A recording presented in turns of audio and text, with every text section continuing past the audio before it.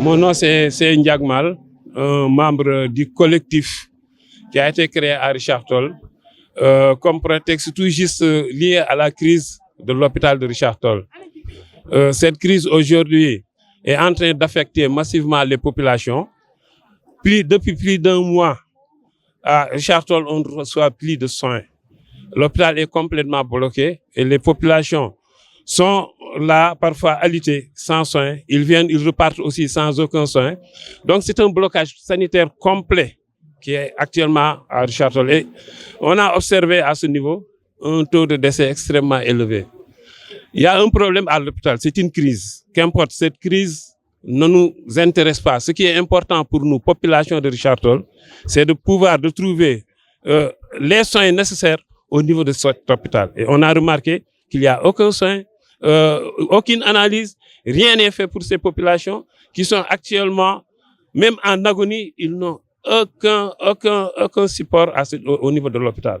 Donc la situation est extrêmement sérieuse et très dangereuse et nous appelons toutes les autorités qui peuvent nous entendre, qui peuvent apporter une solution à ce niveau, que ça soit au niveau départemental, au niveau local, mais même au niveau des ministères qui sont concernés, parce que la crise va concerner deux ministères qui sont essentiels.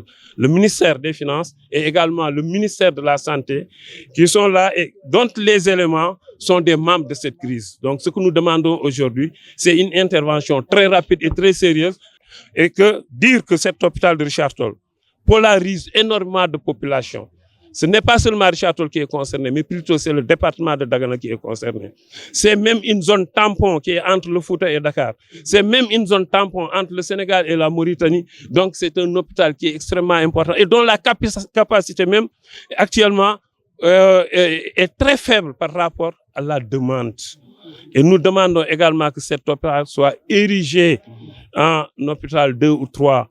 Que cet hôpital aussi puisse bénéficier beaucoup plus de matériel de scanner qu'on est en train d'analyser, tant mieux, de dialyse, mais aussi d'espaces qui peuvent nous permettre de recevoir d'autres infrastructures techniques pour au moins que Richard Toll ne parte pas à Ndioum, pour que Richard Toll ne parte pas à Saint-Louis, que pour Richard Toll ne parte pas à Louga, pour trouver un cadre de réanimation. Ce qu'on avait prévu d'abord, c'était de faire une marche.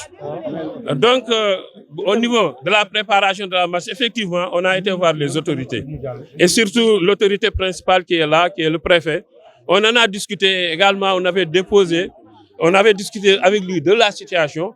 On avait déposé une autorisation de marche.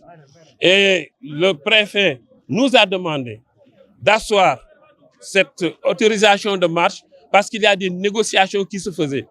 Et espoir aussi par rapport à ces négociations. On attend que ça, qu'une solution puisse être trouvée. Donc on attend que ça, c'est pourquoi on s'est rabattu pour faire aujourd'hui un point de presse. Toutes les autorités sont avisées. On est en train de faire un point de presse pour donner le temps de trouver une solution. Si on trouve une solution, tant mieux. Mais si on ne trouve pas une solution, là, on va passer aussi à une vitesse supérieure ou revenir même sur l'autorisation qu'on avait déposée. Et là, on est prêt à en découdre, à aller même plus loin. Parce que ce qu'on dit, c'est la vie de nos parents, c'est la vie de nos familles.